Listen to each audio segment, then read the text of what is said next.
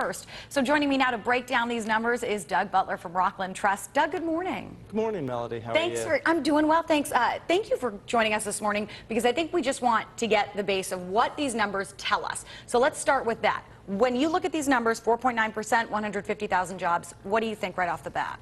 I think it's a weaker than expected result. I mean, the numbers came in light across the board. Both, the job growth numbers were about 30,000 light of expectations, and unemployment, it generally has fallen a bit lower than we expected by 1.1%. And also the participation rate, the number of people who are actually in the workforce actually fell slightly. So these are not good numbers. There is a bright side. Generally, August tends to be a month where the numbers come in below consensus. So we normally miss in August, or certainly have the last 6 or 7 years, by about 50,000.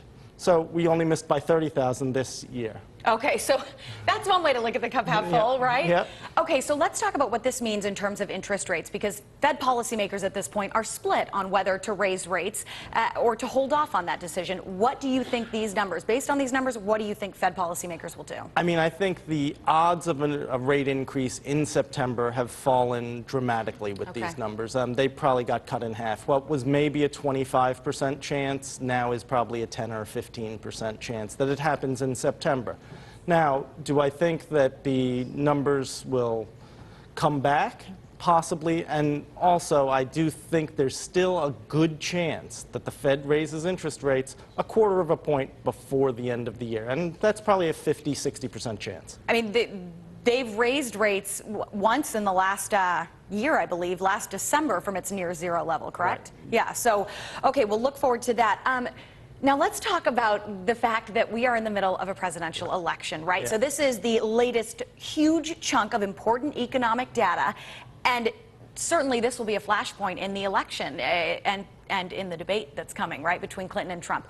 How do you see the candidates taking these numbers on? Sure. I mean, I think the Fed is in an incredibly difficult position right now. They're monitoring the thermostat for the country, and they've got to decide whether it's too hot or too cold. And they've got, two politicians who are bickering at them either way.